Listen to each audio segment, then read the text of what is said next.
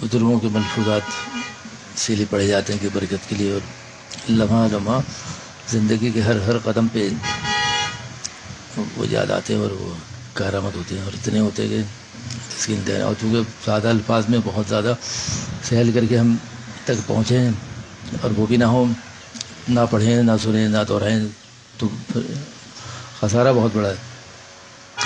تو حضرت مولانا مسیح الامت جلال آباد میں حضرت کے خلفاء میں سے، جو ہمارے پاکستان میں بھی بہت بڑی تعداد میں لوگوں نے سے رابطہ کیا اور اپنا بڑا بنایا ان کو، کیونکہ حضرت تھانوی رحمۃ اللہ سے تعلق۔ تو حضرت فرما رہے ہیں کہ وقت کی قدر مال سے بھی زیادہ ہے۔ اصل میں یہ حضرات جو سمجھا دیتے ہیں نا مثالوں سے، ہم لوگ تو وہی انگلی پکڑ کے چلنے والوں میں ہیں، بہت گاڑے فلسفے اور بڑی بڑی باتیں تو میں سروں سے گزر جائیں، یعنی جو بڑے اور محدثین نے لکھی ہیں اور سہل کرتے کرتے حضرات نے تو بہت ہی اس کو ایسا کر دیا کہ اس سے سہل کیا ہوگا، یہاں تک کہ وہ باتیں تو معرفت کی تو بہت اونچی، اب تو بات ہو رہی ہے سمجھنے کی کہ اردو اور عربی فارسی کی، تو وہ زبان اتنی مشکل تھی اردو ان حضرات کی کہ وہ بات کے آنے والوں نے بھی اس کو سہل کر دیا، اس سے کیا بڑی بات ہوگی۔ یعنی سمجھنے کے لیے ہم اس بات کو دہرایا جا رہا ہے کہ بس تمہیں بنایا دیا جا رہا ہے اور وہ تم آپس میں بانٹ لو، یہ بانٹنے سے کم نہیں ہوگا، بڑھے گا، کیونکہ ایک آپ کو ملا، آپ نے مجھ تک پہنچایا تو اضافہ ہوا نا، کم کہاں ہوا، 10 سے 100 میں پہنچا، 100 سے ہزاروں میں۔ تو یہ کب کے ملفوظات، اور یہ ملفوظات ان لوگوں کے جو انہوں نے اپنے بڑوں سنے ہوں گے، تو ہو گئے نا صدیاں، کہاں کم ہوا، اضافہ ہوا۔ تو حضرت کیا مثال دے رہے ہیں، دیکھیں کہ اس کی قدر مال سے بھی زیادہ ہے، مال تو کم ہو جائے گا خرچ کرو گے، اور یہ تمہاری باتیں ملفوظات، اس کا عنوان ہی لکھا ہے اوپر ملفوظ۔ اگر کسی کا مال کم ہو جائے یا فضول خرچی میں ختم ہو جائے، پھر اس کو ضرورت پڑے تو کس قدر افسوس کرتا ہے اور کہتا ہے کہ کاش میرے پاس وہ مال ہوتا تو آج کام آتا۔ اس مال کی قدر کی وجہ سے وہ بہت ہی رنجیدہ، مایوس، فکر مند ہیں۔ تو اسی طرح وہ قدر مال سے بھی زیادہ ہونی چاہیے، کیونکہ وقت گیا پھر ہاتھ نہیں آتا۔ میرے دوستوں بزرگوں، اہل اللہ نے وقت کی مثال برف کے ساتھ دی ہے، اسی طرح وقت مثل برف پہ گھل رہا ہے۔ بعض تفاسیر میں وقت کی مثال برف کے ساتھ دی ہے، تو وقت کی بہت قدر کرنا چاہیے، یہ بہت قیمتی سرمایہ ہے۔ تو حضرت خواجہ صاحب کا آگے شعر لکھا ہے کہ ہو رہی ہے عمر مثل برف کم، چپکے چپکے رفتہ رفتہ دم بدم۔ تو ہر شخص نے اپنی استطاعت مطابق سمجھایا ہے، اور سب کا خلاصہ قرآن اور حدیث کی تفاسیر سے ملتا ہے۔ کچھ بھی کر لیں وہاں ہی جا کے جڑتا ہے سارا معاملہ، اس کے بغیر تو ہماری زندگی مکمل ہی نہیں، بلکہ ایمان بھی مکمل نہیں۔ زندگی تو کیا باتیں کیا وہ مکمل ہوتی ہیں، ایمان بھی مکمل نہیں ہے۔ تو یہ حضرات کتنے سہل انداز سے سمجھا رہے ہیں کہ باتیں بھی بڑوں کی سمجھ میں آ جائیں، بھولیں بھی نہیں اور وقت پہ یاد آ جاتی ہیں۔ اس لیے کہ بہت سے ایسی باتیں ہوتی ہیں جو ذہن سے نکل جاتی ہیں، لیکن سنی بھی ہوں تو یاد آ جاتی ہیں۔ اب سنی بھی نہ ہو، صرف اگر کئی دفعہ سفر کیا ہو کہیں کسی نے، تو وہ آگے بتایا کہ بھئی آپ فلاں جگہ جائیں گے تو انہیں راستوں میں چلتے ہوئے پہنچ جائیں گے۔ اب ہمیں جانا ہو اور ہم نے کبھی سنا ہی نہ ہو کہ اندرون سندھ کا سفر چکر جانا ہے، تو آپ حضرات لا کے بتا رہے ہیں کہ ان راستوں سے جائیں گے تو دماغ میں بیٹھ جائیں گے، انہیں راستوں پہ جائیں گے تو نہ گم ہوں گے نہ وقت ضائع ہوگا، ورنہ ہر لمحے چند کلومیٹر پہ پوچھنا پڑے گا ابھی یہ راستہ ہم صحیح جا رہے ہیں۔ چند سال پہلے سفر کیا، اپنی سوچ سمجھ عقل تو ہم ایسے استعمال کرتے ہیں کہ بہت اعلیٰ پر۔ اب وہاں بہاڑی میں ہمارے حضرت مولانا ظفر قاسم صاحب بزرگوں میں ہمارے تھے، 1-1.5 سال پہلے انتقال ہوا، اور حضرت کو اطلاع کرتی کہ ہم پہنچ رہے ہیں۔ وہاں اتنے بڑی بزرگ شخص، اتنی بڑی ہستی وہ بیٹھ کے ہمارا انتظار کر رہے ہیں، اور کس کا کریں ہم جاہلوں کا، ان کو پتہ نہیں یہ اپنی دنیا میں مگن ہے۔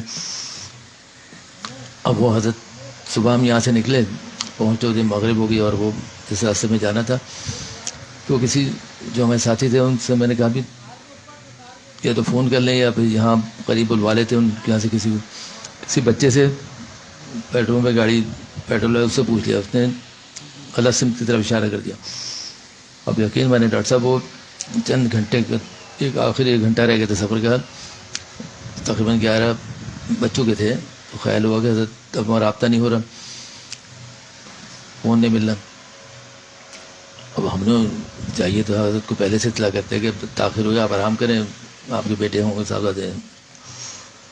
تو دیر تک انتظار کیا تو وہ 11 بجے کا سفر ہمارا 4 بجے پہنچے. صبح 4 بجے کھانا گرم کر کے ہمیں کھلایا اور ان کے صاحبزادے کہنے حضرت تو تھک کے سو گئے. ہم نے کہا ہمیں تو شامت آئے گی، صبح بجے میں اٹھیں گے حضرت. تو صرف رستہ بھٹک گئے تھے، وہ اس کا نام تھا دنیا پور. اس گاؤں میں چلے گئے تھے، 3 گھنٹے میں اس سے نکلے. اور نکلے بھی کیسے کہ وہ پوری بستی سو رہی تھی، ارے گاؤں دیہات. تو اٹھا کے اس کو گاڑی میں بٹھایا، بھائی ہمیں یہاں سے نکال دو. یعنی وہ کہتے نا سامنے اندھیرا تھا، کچھ نظر نہیں آتا. تو یہ ذکر کرنے کا مقصد ہے کہ یہ ذرا سی بات تھی چند گھنٹے. تو ہم ایسے ہی دنیا میں بھٹکے مسافر ہی ہیں، پتہ نہیں چل رہا کہاں جانا ہے، کوئی نشاندہی نہیں کر رہا، کوئی ہمیں آ کر جھنجھوڑے گا نہیں، بتائے گا نہیں کہ بھائی اٹھو چلو اور اب یہ کرو. ہمیں خود فکر کرنی. تو یہ مثال بھی دے دی کہ اور دی بھی دیکھیں برف کی تھی، پتھر کی دے دی کہ پڑا رہے گا، مضبوط ہوگا اور بھاری ہوتا جائے گا کہ بھائی تم ہوش کے ناخن کرو، تم کیا کرو، تمہیں کس چیز کی ضرورت ہے، کیا کرنا ہے. تو اس لیے یہ حضرات بہت فکر مند رہتے تھے.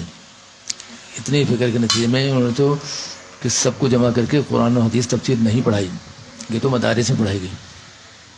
ابھی 4 دن کا سفر ہوا، حضرت ڈاکٹر سعید صاحب امتحانات ہو رہے تھے مدرسے میں، تو حضرت نے کہا چلتے ہیں سفر میں. ان کے شاگرد ہیں بلوچستان میں ہر شہر میں. تو حضرت مختلف جگہوں پہ بات بھی کی حضرت نے، اور جتنے شاگرد تھے سب جمع ہو جاتے تھے. میں نے کہا سب یہاں سے کوئی عالم مفتی سب بن کے گئے اور کچھ وہاں جا کے باقاعدہ پڑھا.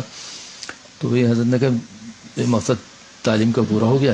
سوال کے ذریعے کہ عالم بن گئے، مفتی بن گئے، سب مکمل ہو گیا. آپ لوگ نمازیں پڑھا رہے ہیں، کوئی حفظ کے درجے میں پڑھا رہا ہے، کوئی کتاب پڑھا رہا ہے، سب مطمئن ہیں؟ نہیں کوئی مطمئن نہیں. تو کیا چیز کی کمی ہے؟ مدارس سے پڑھ لی، عالم بن گئے، سند مل گئی. تو سند مل سے خوشی ہو رہی تم لوگوں کو. اب کیسے وقت گزرے گا؟ اب کیا کرو گے؟ کوئی کاروبار بھی کرو گے، کھانا پینا بھی ہوگا. سارے مدرسے ملیں گے. تو جہاں جس شہر میں بھی گئے 4 دن تو سب حضرت کے شاگرد جمع ہو گئے، انہوں نے بھی لوگوں کو جمع کیا. تو حضرت نے وہاں کی بات کی، دونوں بات رہی کہ مقصد آپ لوگوں کو بتانے کا ہے سب عالم فاضل ہیں. پڑھائی بھی کر لی، عالم مفتی بن گیا، فاضل بن گئے، محدث بن گئے. نہ جانے کچھ ایسے تھے جو 20 سال تو شیخ الحدیث بن گئے ہوں گے، جو بڑی کتابیں پڑھا رہتے ہیں. بہت خوشی ہوئی، پورا دورہ بھی کرایا مدارس کا. تو حضرت کی کمی اس بات کی ہوتی ہے کہ بھائی یہ سب بن گئے، اب اہل اللہ سے تعلق بھی، یعنی ہمارا تربیت بھی ہمیں اپنی کرنی ہے. وہ تربیت اتنی کرنی ہے کہ اس کے بہت ہی انواع کے ساتھ، جنہیں صبح شام زندگی گزار رہے ہیں. جب کوئی بھی اگر آپ عالم بن کے کوئی کاروبار کر رہے ہوں، بہت سے ایسے آئے پوچھا حضرت نے، شاگرد تھے نا حضرت کے بھی، کیا کیا مصیبت. کسی نے کہا کپڑے کی تجارت بھی کر رہے ہیں، کسی نے کہا ایک سامنے پرچون کی دکان بھی تھا. حضرت نے یہ سب تربیت بھی کرنی ہے اور اصلاح بھی کرانی ہے، تو اس کی کمی تو نہیں رہ رہی. تو انہوں نے کہا کوئی، سب نے اس بات کا قرار کیا، ہر شہر میں گئے کہ کہیں اصلاحی مجالس نہیں ہو رہی. تو حضرت نے کبھی تو سفر کارآمد ہوا کہ حضرت آپ لوگوں سے کہہ کے جائیں، بتا کے جائیں، طریقہ بتا کے جائیں، مجالس قائم کریں. تو انہیں بھی تربیت بھی ضروری ہے اور یہ اصلاح بھی ضروری ہے. یہ 2 چیز کی کمی اگر ہو جائے گی تو بھی مکمل نہیں ہوگا معاملہ. تو حضرت نے کبھی آپ آپس میں طے کر لیں، 15 دن میں، مہینے میں کوئی مقرر کر لیا کریں، اور وہی باتیں دہرانی اللہ والوں کی. اور اللہ والے نے کس کی بات دہرائی؟ اپنے بڑوں کی، اور نبی کریم سنتوں پہ عمل کرنے کی. قرآن تفسیر آپ لوگوں کی نظر میں ہے، تو خلاصہ بیان کرنا ہے. تو کہنے آپ نے اتنی بڑی بات کی. توجہ لائے ایک عالم وہاں کے تھے، عالم بہت پرانے. تو کہنے اس کی تو ہمیں نظر ہی نہیں گئی کبھی، ہم تو پڑھ کے آ گئے اپنے اپنے علاقوں میں، مدارس سے پڑھا رہے ہیں. تو وہ یہی مقصد تھا بڑوں کا کہ ہمیں اس بات کی تلقین کریں کہ اپنی، چونکہ ہم اپنی پوری کمزوریوں اور اپنی بالکل کہنا چاہیے کیا کہ اس کے الفاظ استعمال کریں. اللہ کے یہاں جو ہماری حاضری ہے بہت ہی ایسے ہے کہ بہت اپنی پوری جیسے کہنے توانائی ہوتی پوری اپنی کمزوری کے ساتھ عاجزی کے ساتھ ہے. کون کتنا کمزور ہے سب کو اپنا پتہ ہے. اگر کسی کو سہارا لے کے لاٹھی سے چلنا ہوگا تو جب تک وہ اپنے قد کے حساب سے مضبوطی کے حساب سے خوبصورتی کے حساب سے نہ ہو تو وہ بہت دیر ساتھ نہیں دے گی, وہ ٹوٹ جائے گی کیونکہ اس کے سہارے چل رہے تھے.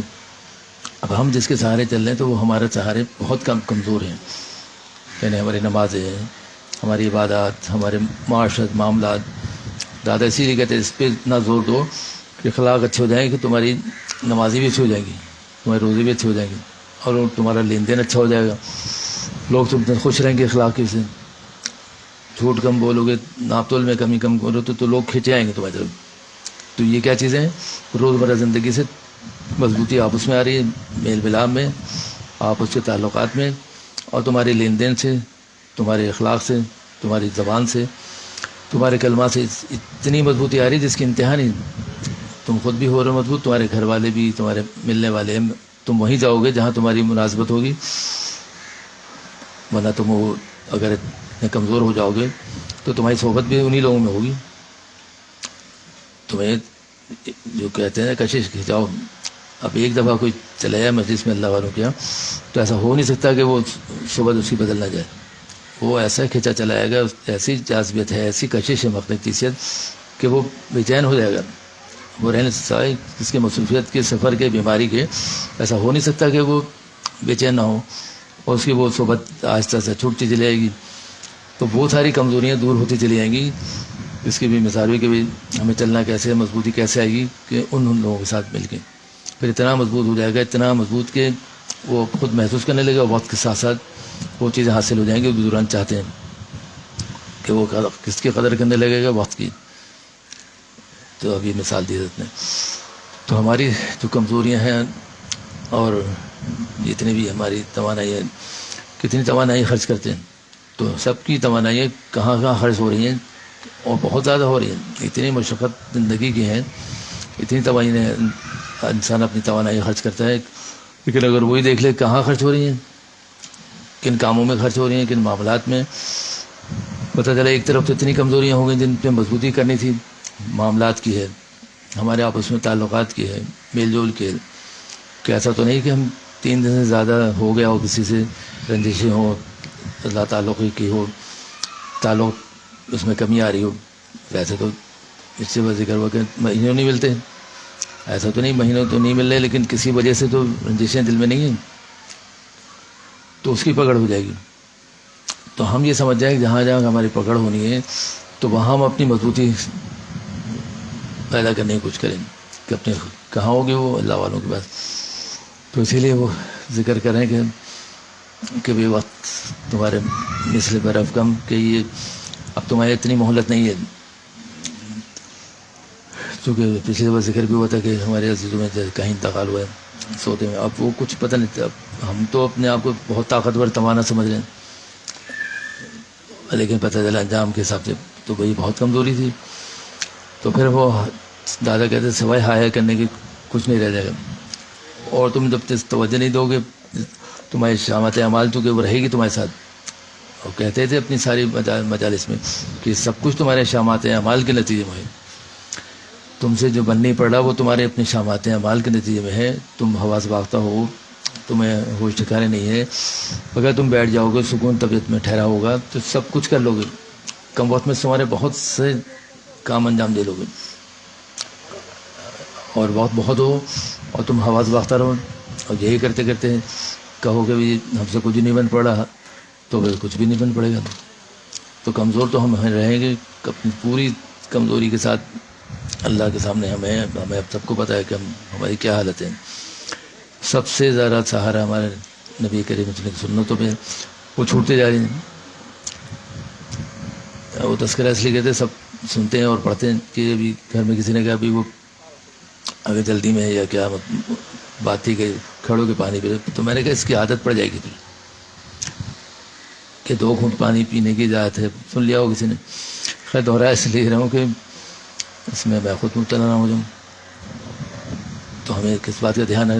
دھیان سے ہی تو سب کچھ، ذرا سی چیزیں ٹھیک ہوتی ہوتی تو زیادہ پہ قابو پائیں گے، کیونکہ چیزیں بہت ہیں جو چھوٹی جا رہی ہیں. تو وہ کمزوریاں دور کرنے کے لیے سوائے ایک ہی راستہ ہے کہ اس کو مضبوط کیسے کیا جائے. کن رستوں میں چلنا ہے؟ ان رستوں میں چلنا ہے جو نبی کریم صلی اللہ علیہ وسلم نے اپنے صحابہ کو بتایا، اور پھر وہ آج تک ہم اپنے بزرگوں سے ملی. اگر ہم چھوڑتے چلے جائیں گے کہ کیا حرج ہے، فرض کریں 2 گھونٹ پانی پیا صبح، اس خیال سے کہ اجازت ہے، پھر تھوڑی بہت پھر تھوڑی دیر پیاس لگی تو سارا دن اسی میں گزر گیا. 1 ہفتہ گزرا، مہینہ گزرا تو پتہ چلا اس کی عادت بن گئی. پھر عمل دوسروں نے دیکھا تو پہلے آس پاس سب کی عادت پڑ گئی. تو پھر وہ سنت کب ہوگی جو بیٹھ کے پانی پینے ہوگی؟ کتنی معمولی بات ہے پانی پینا بیٹھ کے. اب لائق سائنس کچھ بھی کہتی رہے، جوڑوں میں درد ہو جاتا ہے یا کمر میں ہو جاتا ہے، وہ تو ہو کے رہے گا، وہ تو ہوگا. اس لیے کہ اس میں نظر نہیں تھی سنتوں پہ عمل کی، تو ہماری کمزوریاں سنتوں پہ عمل نہ کرنے کی وجہ سے بڑھی ہیں. بس ہم یہ سمجھ لیں، ہمارے دلوں میں اتر جائے کہ ہم سادن اپنی جو دادا کہتے تھے ہائے کرتے ہیں، یہ کرنا چھوڑ دو اور عمل میں لگ جاؤ. تو پھر دیکھو زیادہ قرآن نہیں پڑھ سکتے، معمولاً تھوڑا سا پڑھ لو. ایک وقت میں بہت وقت نہیں مل رہا تو 3 حصے کر لو. بے فجر سے لے کے مغرب تک، عشاء تک بہت وقت ہے. وہ بزرگان بڑے عمر کے ہمارے بزرگان سب کیسے بیٹھے ہیں، لوگ کیسے کر رہے ہیں، اپنی کام باوجود کمزوری کی کر رہے ہیں، اس لیے کہ اس پہ پختہ ہے، اپنے اوقات کو قابو کیا ہوا ہے، معمولات کو قابو کیا ہوا ہے، تو ان سے بند پڑ رہا ہے. اس کا مطلب بند پڑے گا، کرو گے تو کمزوری چھوڑو گے، اٹھو گے، ہمت کرو گے تو وہ ہو جائے گا. ورنہ یہ سب ملنا ہے لوگوں سے، ان کے غمی اور خوشی میں شریک ہونا ہے. ابھی ہم اس سے بچتے رہیں گے، چھوڑتے رہیں گے تو وہ عادت پختہ ہو جائے گی. جب کسی کے غمی کا معاملہ ہوگا ہم جائیں گے نہیں، سستی کا شکار ہو گئے تو 1 دفعہ 2 دفعہ کرنے میں ہوگا کہ وہ عادت آہستہ آہستہ نکل ہی جائے گی. اب بچوں کو اس عمر سے عادت نہیں ڈلوائیں گے تو والدہ ہمارے کہتے ہیں بھائی بڑے جہاں لگے ہوئے ان کے ساتھ لگے رہو. اس کا یہ فائدہ ہو کہ آج بڑے کوئی بھی نہیں ہے، لیکن کوئی ایسے موقع ہوتا ہے تو دل بے چین ہوتا ہے تو خبر ملتے جائیں، اس لیے کہ وہ عادت بڑے بنا کے گئے. اب کون جائے اور کہاں جائے کے چکر میں اگر یہ لگے رہے تو پھر حق تلفی ہوگی. خاندان میں، محلے میں ہمارا حق ہے جانا. اب بہت ہی کسی کی مجبوری ظاہر ہے، جو پہ ہے کہیں نماز نہیں آ سکتا ہے، جنازے میں فرض کریں کہیں پہنچ رہا ہے، کسی نکاح میں پہنچ رہے ہیں تو مجبوری کے درجے میں لگ بھگ. لیکن بچوں کو بھیجیں، گھر سے کوئی اور جائے شریک ہو، اس کی دل جوئی ہو اور اس کے ساتھ ہم بیٹھیں، اپنا تعلق مضبوط کریں. یہ جیسے نماز میں دل لگانے کو کہا گیا تیسے روزے کو دل کو کہا گیا کہ دل لگا کے خوشوں کو. نماز میں اتنی توجہ ہے کہ جس کی انتہا نہیں. اپنی پوری توجہ کے لیے کہا گیا کہ نماز پڑھو تو پوری توجہ ہو، ورنہ یہ حکم ہوتا کہ نماز پڑھ کے آ جاؤ. لیکن یہاں تو کہا گیا کہ نگاہ تک بتائی کہاں ہو، پیر تک بتائے کہاں ہو. یہ حدود ہو گئی نا، ورنہ اس کی کیا ضرورت تھی؟ یہ تو نبی کریم صلی اللہ علیہ وسلم نے نماز سکھائی اور ہم تک پہنچی اب تک. اور حضرت پہ کتابیں لکھی گئی، حضرت مفتی سخی اسماعیل صاحب نے آسان نماز، کیا ضرورت تھی حضرت؟ یہ کافی تھا کہ وہ قرآن میں حکم ہے نماز کا، اور سب پہنچ جاتے ہیں نماز پڑھنے، اپنے اپنے طریقے سے پڑھ لیتے ہیں. پاؤں سیدھے رکھنے کے بھی کتنا فاصلہ ہو اور کس فاصلے سے کھڑے ہوں، کندھے سے کندھا ملانا، یہ سب ہم اس لیے اس کا مذاکرہ کریں کہ ہماری زندگی میں یہ ترتیب آ جائے. صرف ایک نماز، چچا ہمارے کہتے ہیں جتنے مسائل نماز کے ہیں شاید کسی کے بھی نہیں. تو وہاں صفوں کی ترتیب بتائی جا رہی ہے. نماز شروع ہونے سے پہلے امام صاحب کہہ رہے ہیں سب درست فرما لیں. بھائی سب کھڑے تو ہیں، کیا ضرورت تھی کہنے کی؟ شلوار اونچی کر لیں. تو یہ ہر نماز میں تلقین کی جا رہی ہے. کیوں کی جا رہی؟ کہ درستگی کے لیے، اس کی ادائیگی کے لیے، اس کا پورا پورا ثواب حاصل کرنے کے لیے. دربار میں کھڑے ہیں تو قبولیت کے لیے. ذہن بھٹکے گا تو بزرگوں نے اس کی ترکیب بتا دی. نماز میں ذہن بھٹکے گا تو خیالات آئیں گے، وہ تمہیں خدا اس کا بھی ایک الگ عنوان ہے بہت. تو یہاں سفید سیدھی کرائی جا رہی ہیں، پاؤں کا فاصلہ بتایا جا رہا ہے، کندھے سے کندھا ملایا جا رہا ہے، بچے کہاں کھڑے ہوں، بڑے کہاں کھڑے ہوں. تو اس کو پوری زندگی میں ہم ترتیب دے دیں کہ کھانا شروع ہو تو بچے کب کھانا لیں، بڑے کب نہیں، آداب نہیں سکھائے جا رہے، تو اور کیا ہے، اپنے سامنے سے کھانا شروع کرنا ہے، بسم اللہ پڑھیں. تو یہ ہم رہیں گے بڑوں بزرگوں کے پاس بیٹھیں گے. میں تو کہتا ہوں کہ جہاں اگر گھر میں بڑے نہیں تو ایسے وقتوں میں چلے جائیں، بڑوں کے ساتھ کھانا کھا لیں، کوئی بات نہیں. ان سے حضرت ہم ایسے وقت میں آئیں گے، ہم سیکھنا چاہتے ہیں. ارے ابھی وضو اب آپ دیکھیں نیٹ کا زمانہ ہے، تو اتنے تو سارے مسائل حل کر دیے موبائل نے. پہلے میں نے بھی سنا تو جب تک یہ دیکھا نہیں تھا تو حضرت عبدالرؤف سکھروی صاحب تو علوم کے بڑے مفتیوں میں سے، تو حضرت وضو کرنا سکھا رہے ہیں. طالب علم بیٹھے ہوئے سامنے مجمع ہے، تو میرا خیال وہ شاید وہ کسی الگ جگہ پہ اپنے شاگردوں کو سکھا رہے ہوں گے وضو کرنا، ایک لوٹے سے وضو کرنی، اتنا پانی کہ ایک لوٹے سے زیادہ خرچ نہ ہو. تو پتہ چلا کہ دارالعلوم کی جامع مسجد کتنی بڑی ہے، تو وہاں کو تخت بچھا تھا، اسٹیج بنایا گیا، شاگرد بیٹھے ہیں وضو کر رہے ہیں. نظر سے گزرا ہوں تو سامنے مجمع بیٹھا ہے تو وضو کرنا سکھایا تھا. ایسی کیا خاص بات ہے، سب اپنے گھروں سے یا مسجد میں آ کے وضو خانہ میں کر کے نماز پڑھ لیں، کہ سکھانے کی کیا ضرورت تھی، سب کو پتہ ہے وضو کی سنتیں فرائض.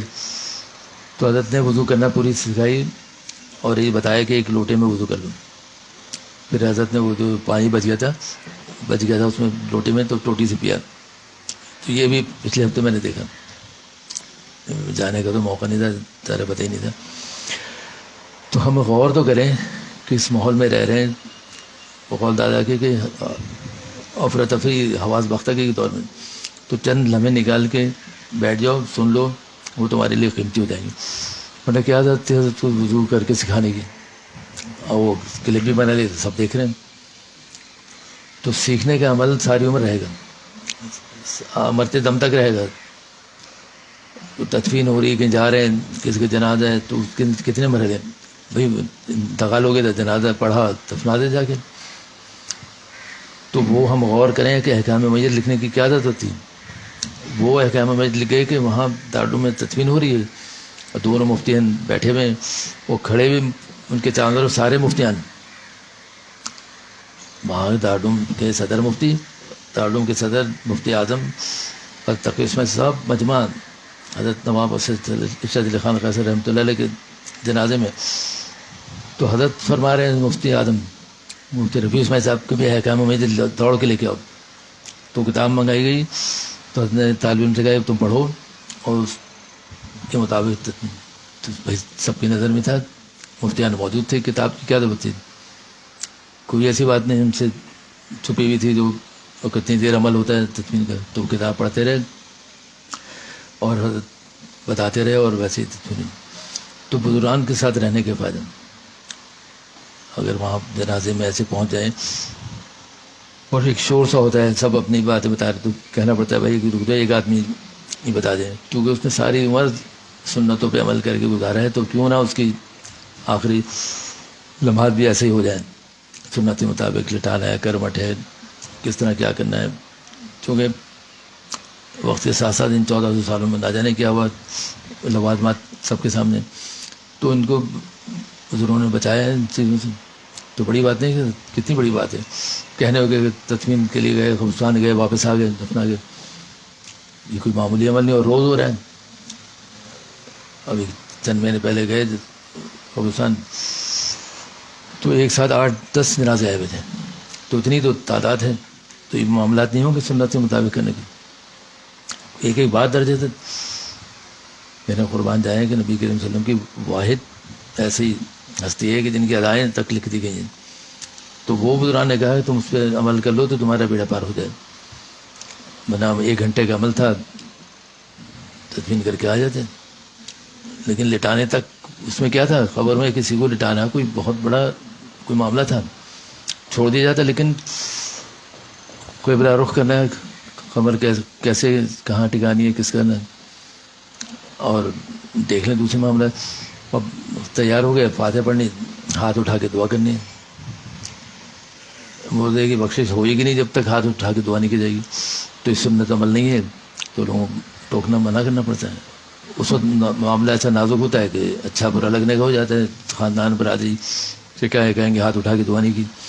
لیکن ان گھرانوں میں، ان جگہوں پہ جہاں ساری عمر یہ معمول رہا ہے تو دیکھیں سنت کے مطابق ہوا. ایسی کوئی زبردستی نہیں ہوگی, ایسی کوئی ناراضگیاں نہیں ہوں گی. ان کو بتا دیا جائے گا کہ کوئی 30-40 کا اعلان نہیں ہوگا, ہاتھ اٹھا کے دعا نہیں کی جائے گی. تو ہلکا پھلکا رکھا ہے, ورنہ اب اعلان ہو رہا ہے 30-40 ہوگا, دیگیں پک رہی ہیں, شامنے لگ رہے ہیں, گھروں میں کھانے پینے کا سب ہو رہا ہے. تو جو چیز سنت سے نہیں ہے تو اس کو اعلان کر دیا جائے. تو باقاعدہ جو لوگ ہمت کرتے ہیں اعلان کر دیتے ہیں, بھائی ہاتھ اٹھا کے دعا کر, سنت نہیں ہے, آپ لوگ اپنے اپنے پڑھیں, بخشیں اور قریبی عزیز رک جائیں, باقی سب روان ہو جائیں. تو یہ کب ہوگا؟ جب ہم ان کے ساتھ رہیں گے. ہم ان کے ساتھ نہیں رہیں گے, بڑوں کے ساتھ, تو ہم سیکھ ہی نہیں سکتے. پھر کیا ہوگا؟ وہ کمزوریاں بڑھتی چلی جائیں گی, بڑھتی چلی جائیں گی. وہ حد نے بتا دیا کہ برف کی طرح تمہارا تو پگھل رہی ہے. پھر وہ ہاتھ ملتے رہ جائیں گے, کچھ حاصل نہیں ہوگا. تو ہماری کمزوریاں, اتنی کمزوریاں کا پلڑا زیادہ بھاری ہے, کمزوریوں کا پلڑا اتنی زیادہ بھاری ہے کہ ہم جس طرح جس معاشرے میں جس ماحول میں رہ رہے ہیں وہاں تو ہم پہ مسلط کر دی گئی ہیں. کچھ تو ہم طبیعتاً تھے اور کچھ مسلط کر دی گئی ہیں. اب نظر کی حفاظت کرنا تو انتہائی بزرگوں نے بتایا کہ کچھ تو ایسے ان کا وہ تھا کہ بات ہی نہیں کرتے, ساری ان کے ملفوظات کتابیں ہمارے حضرت تقی مفتی صاحب رحمۃ اللہ, اتنا زور تھا. ان کو پتہ تھا کہ اس بیماریوں کی جڑ ہے, اس سے کیا فسادات ہوں گے, اور انسان کتنا کمزور ہے. اتنا کمزور ہے کہ ذرا سے میں اگر یہ ماحول نہ ملے تو وہ کہیں سے کہیں نکل جائے. تو اتنا زور تھا حضرت. اب کیا بتائیں, یا تو ہم جیسے جاہل پورے معاشرے میں کتنے لوگ تنقید کرتے, بات ہی نہیں کرتے اس کے علاوہ. تو انہوں نے بات کیا کریں, تمہاری اپنی حالت تو دیکھو نا. ظاہری تو بنا لی, بات نہیں بھی سب بنانی. تو والد صاحب بتاتے تھے کہ چھوٹی سی عمر میں بھائی تھے سارے, میں تایا چچا تو ہندوستان میں تھے, بہت چھوٹے بھائی تھے, 11-12 سال کی عمر میں 2 بھائیوں کا انتقال ہوا. تو دادا نے ایک دن پوچھ لیا ان سے, چھوٹے تھے, کہنے میں بھائی محسن نام تھا جن کا, کہ بھی جو سینما کے وہ بورڈ گزرتے تھے گاڑیوں پہ تھے کہ بھی نظر پڑتی ہے تمہاری اس کے اوپر, بچے سے سوال کیا, چھوٹے بیٹے سے. انہوں نے کہا ایک دفعہ پڑتی ہے لیکن دوسری نظر نہیں پڑتی.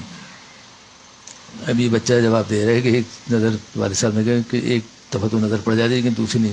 تو یہ ماحول کے نتیجے میں ہوگا کہ جس ماحول میں تربیت ملے.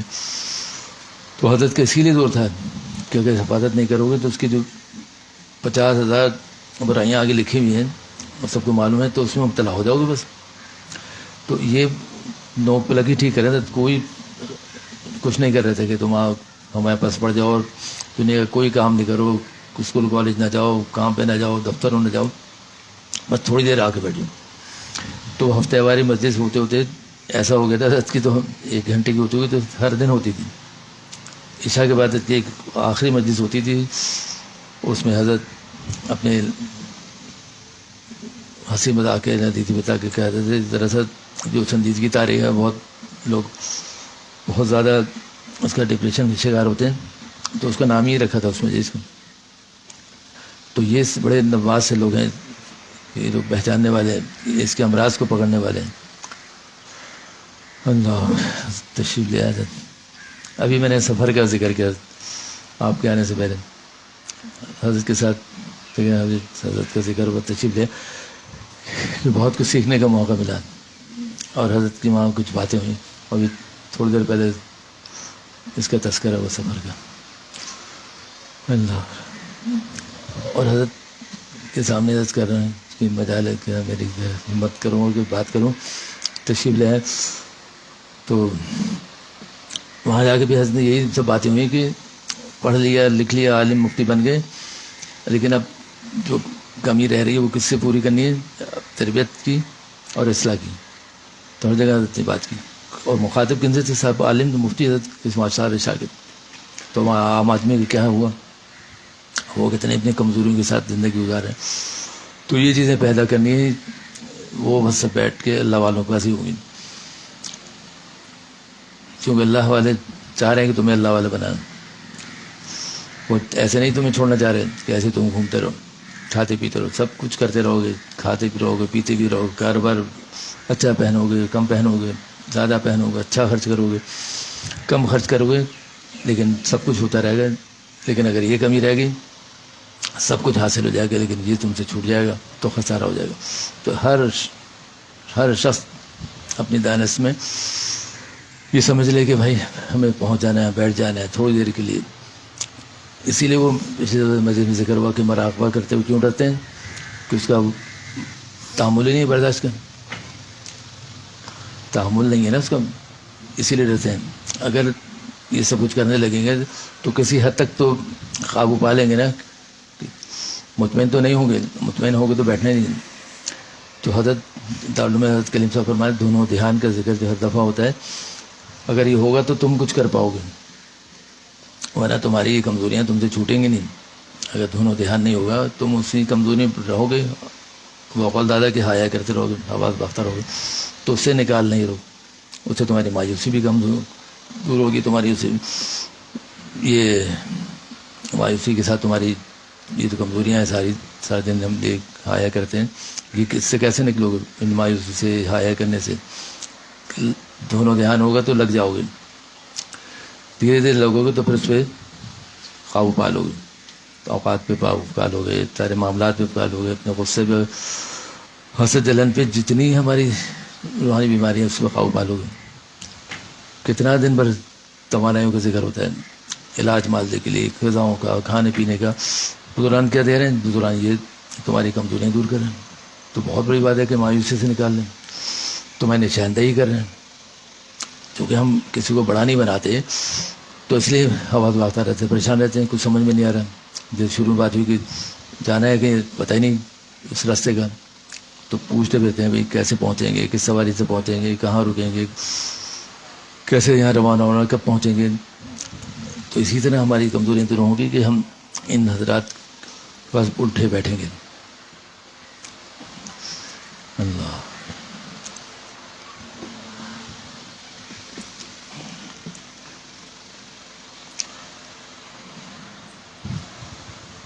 جمعے کی مجلس عصر کے بعد کی حضرت فرما رہے ہیں کہ دین بڑی نعمت ہے اللہ پاک کے لیے، ہمارے لیے یہ دین بڑی نعمت ہے اللہ پاک کی ہمارے لیے. ہم اس کی قدر نہیں کرتے. آج جس صورت میں بھی دین ہمارے پاس سے بڑا احسان ہے اللہ تعالیٰ کا، اس کی ناقدری نہ کیجیے. ہمارے حضرت نے فرمایا کہ جس امتی کے دل میں دین کی تھوڑی بھی عظمت و محبت ہے انشاءاللہ نجات ہو جائے گی، خواہ اعمال میں کوتاہی کیوں نہ ہو. اور صحیح معنوں میں امتی تو وہی ہے جس کی دل میں اتباع سنت رسول مقبول صلی اللہ علیہ وسلم کی عظمت و محبت ہے. ایک حدیث شریف کا مفہوم ہے جس وقت حضور اکرم صلی اللہ علیہ وسلم تشریف فرما ہوں گے حوض کوثر پر، اس وقت ایک گروہ آ کر کہے گا ہم بھی آپ کی امتی ہیں، لیکن فرشتے کہیں گے نہیں، انہوں نے سینکڑوں فتنے پیدا کیے تھے بعد میں دین میں، اور بعد میں آپ کے دین میں نئی نئی باتیں شامل کر دی تھیں. آپ فرمائیں گے دور ہو جاؤ، دور ہو. دیکھنا تو یہ تھا کہ دین بھی ہمارے پاس پورا ہے یا نہیں، کمزور ہے یا قوی ہے، لیکن یہ بعد میں دیکھا جائے گا. اس وقت اس کی فکر کرنا ہے کہ روزہ، نماز، حج، زکوٰۃ کسی صرف دین نہیں ہے، دین کے پانچوں عنوان پر تم پر فرض ہے. جہاں جہاں صورت دین نظر آتی ہے مگر حقیقت دین منقود ہوتی چلی جا رہی ہے. ہمارے دلوں میں دین کی عظمت، محبت، اس کی وجہ یہی ہے کہ ہم دین کا صحیح علم ہی نہیں ہے، جس کی وجہ سے تعویلیں اور مصلحت اندیشی سے کام لینا شروع کر دیا ہے. آپ نے اپنی منشا کے مطابق دین کے ہر معاملے میں تعویلیں کر لی ہیں. پھر وہ اصل دین کہاں ہے رہا؟ لا الہ الا اللہ. اب آپ کہیں گے پھر وہی بات دہرا رہا ہوں، کیا کروں، آج کل خطرناک ماحول ہے، ہر وقت پیش نظر رہتا ہے، پھر تکرار کرنا پڑتا ہے. دین کی عظمت کا تقاضا تو یہ ہے کہ تمام امور زندگی میں احکام الہیہ کے سامنے بھی چوں چراں سر جھکا دیا جائے. لیکن عظمت پیدا ہوتی ہے اللہ کے احکام کا علم ہونے سے. جب احکام شریعہ پر عمل کیا جاتا ہے تو اس پر وعدے ہے اور حیات طیبہ اور نجات اخروی کا، اور یہ اعلان بھی ہے اگر ان احکام کے خلاف ورزی کی تو جہنم کی آگ اور عذاب والی زندگی ہے. علمان عظمت نہ ہونے کی وجہ یہ ہے کہ دین کا علم نہ ہونا. اس کا سبب یہ ہے کہ دین حاصل کرنے کے ذرائع بہت کم ہے. دین کی عظمت پیدا ہوتی ہے اس پر غور کرنے سے. کتنے انعامات الہیہ ہر لمحے ہم پر ہوتے رہیں، کتنے جہنمی اعمال سے اللہ تعالیٰ نے ہم کو بچا رکھا ہے. علم حاصل ہوتا ہے اہل علم کی صحبت سے، اہل اللہ سے، علم کی کتابوں سے، ان کی ضرورت کے مطابق ان کے مسائل حل معلوم ہوتے ہیں۔ عورتوں کے لیے بھی اور مردوں کے لیے بھی بہشت زیور بہت جامع کتاب ہے۔ اس سے بہتر دینی معلومات کی کوئی کتاب آسان اور مکمل ایسی جیسی کوئی دوسری نہیں ہے۔ ہمیشہ سے طریقہ رہا ہے کہ علم دین والے علماء دین کہلاتے ہیں۔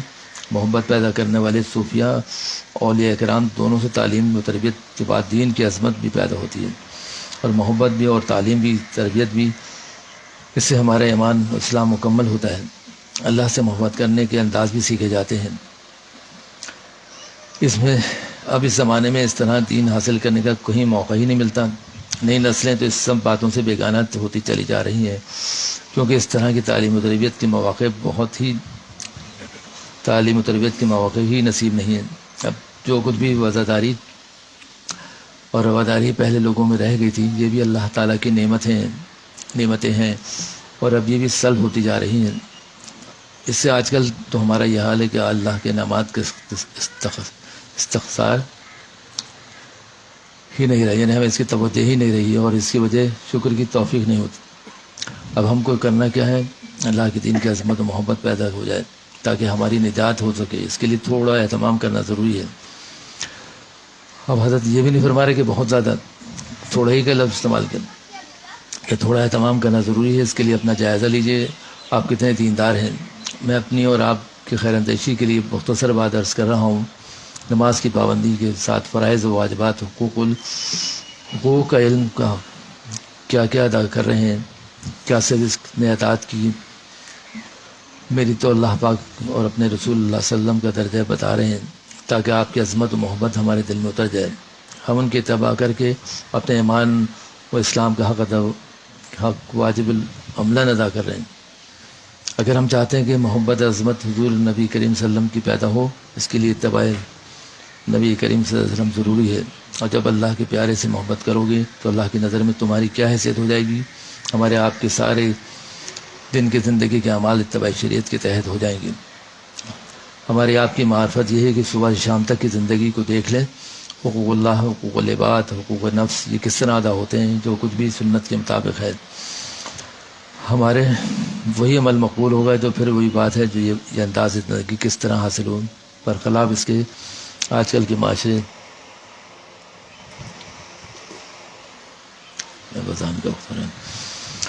بس اب دعا بھی کر لیتے ہیں۔ حضرت نے سارے